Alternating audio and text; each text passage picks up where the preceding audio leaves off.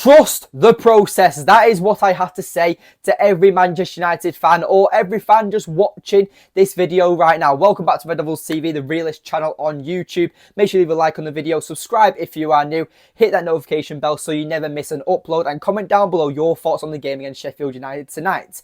So, Man United win 4-2. Now, yes, we didn't keep the clean sheet like I predicted, but I did say 4-0 to Man United. So, you know, I'll give myself 0.5 points, let's say that. But United claim all 3 points, which is the most important thing, ladies and gentlemen.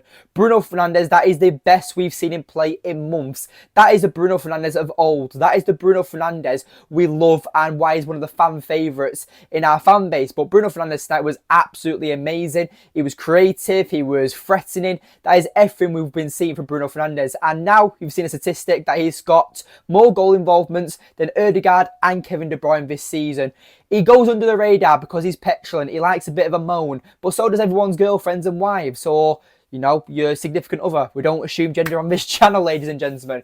But Bruno Fernandes, you know, he goes under the radar because he doesn't have the elite mentality as certain journalists and ex-legends want to describe him as. But I think Bruno Fernandes is the captain of Manchester United for a reason. I have slated him because his performances have been very poor in recent times when it comes to the standard Bruno Fernandes has shown throughout his time at Manchester United. But tonight, like I said, it was the Bruno Fernandes of old, and I'm so happy that he scored a brace, got an assist. It was absolutely scenes, in my opinion. Rasmus Højlund as well finally scores. That's his first goal in 6 games. Hopefully, he now kicks on like he did before he got injured and can now start scoring it consistently again and get that confidence back.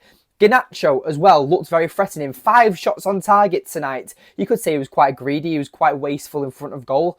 But to get them chances is still really good. And I don't want to see any criticism on Garnacho tonight because he's still 20 years old, or is he still 19? I don't know how old Garnacho is, but he's still a very young winger.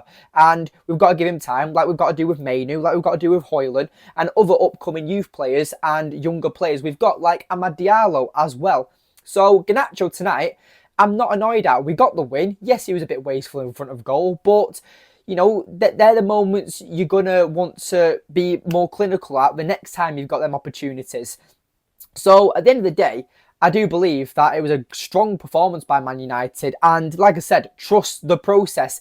That is the style of play Erik ten Hag wants us playing. And people say Ten Hag's got no style. I can't wait to see the back of Erik ten Hag. I've got so many screenshots, so many receipts of people all over social media, from people who do fan channels to people who just like to talk shit on Twitter.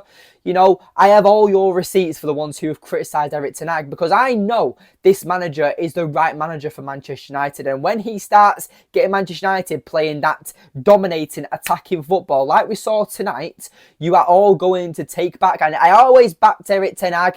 You know, I never said anything bad about him. I backed him from day one. Bullshit, and I can't wait to expose all the little frauds when that time does come, because I have so much faith in this manager, and I just can't wait when we've got a full squad back that are injury free.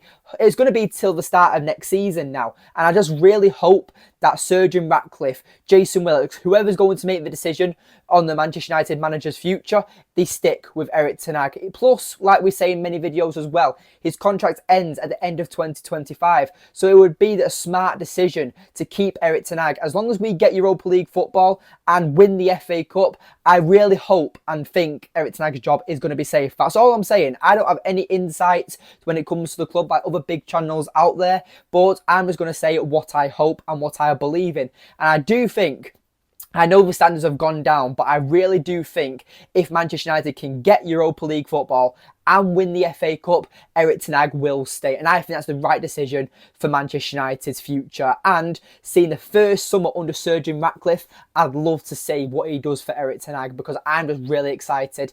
We've had so many issues this season, you know, 60 plus injuries throughout the season. It's been an absolute catastrophic type of season for Man United. It's been so inconsistent, up and down, up and down, up and down. I might start doing a karaoke in a minute. That was pretty good. Right, up and down, up and down. Anyway, let's get back into it. But at the end of the day, it was a solid performance by Man United. Yes, we didn't keep a clean sheet, but let's actually look at the goals we conceded. Onana just dicking about, wasn't focusing. I made a poor pass and passed it straight to a Sheffield United player. Onana, you got an assist for the wrong United team, mate. Come on, wake up. But we know how good Onana has been. He has been a very good goalkeeper for us this season. To replace David De Gea, it was always going to be heavy gloves to fulfill. And I think Onana, for his first season, has done all right. I do think there is more in this goalkeeper. We should stick with Onana. We should back him because distribution-wise, he is very good. Yes, he made an error tonight, but I still think there's room for improvement when it comes to him as well. He's not a world-class goalkeeper, but we could have had worse goalkeepers we could have brought in because we knew De Gea's future was decided before the season even ended, to be honest. But going on to Sheffield United. Now, that's them done and dusted. We've got Burnley next. Yes, we've got a 2-day rest until we are playing Burnley, so we might not be able to see a dominating display like we saw tonight, but I hope we can just still play that same system, that 3-2-5 formation, or even at times the 3-1-6 formation. It was just what we were trying to do in possession. We didn't know what to do because we're so not used to being in them positions. But I really believe that United can just push and definitely beat Burnley. It's just about keeping that clean sheet and trying to get that like 2 or 3 goals and just trying to get that goal difference up, because we're now at a plus goal difference, everybody. We're at +1. That's the first time in weeks we've actually got there. So hopefully we can actually keep this on and not start dropping goals again.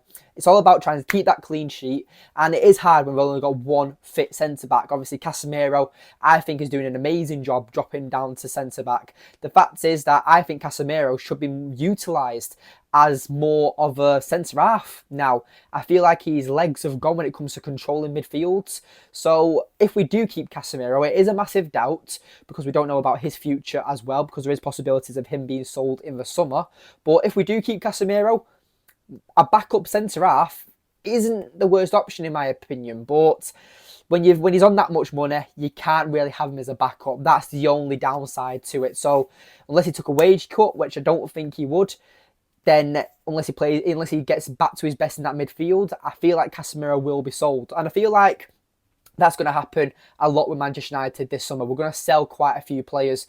There are rumours that Al Nassr are wanting Casemiro, but that's for another video.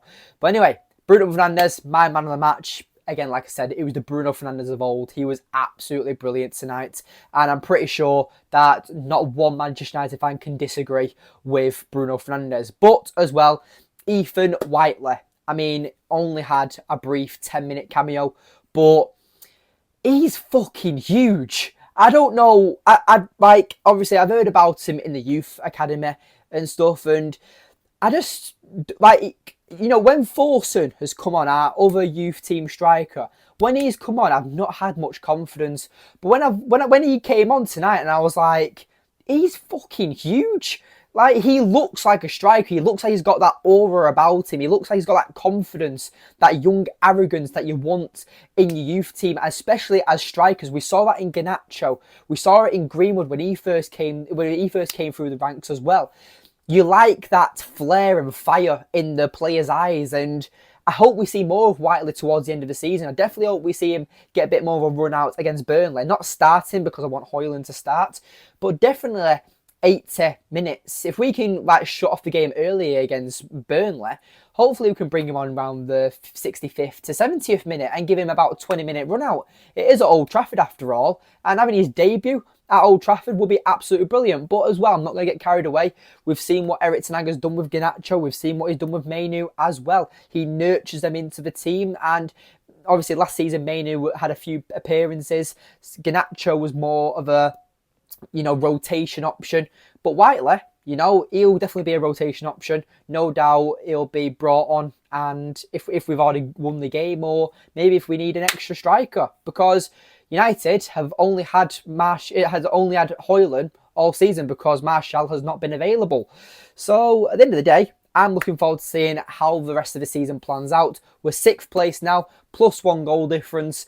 Hopefully we can have a strong finish towards the end of the season. We've made it this far into the video. Thank you for watching. Leave a like on the video. Subscribe if you are new, and comment down below your man of the match. There's only one answer, and that is Bruno Fernandes. But anyway, have a good night, and I'll see you in the next one.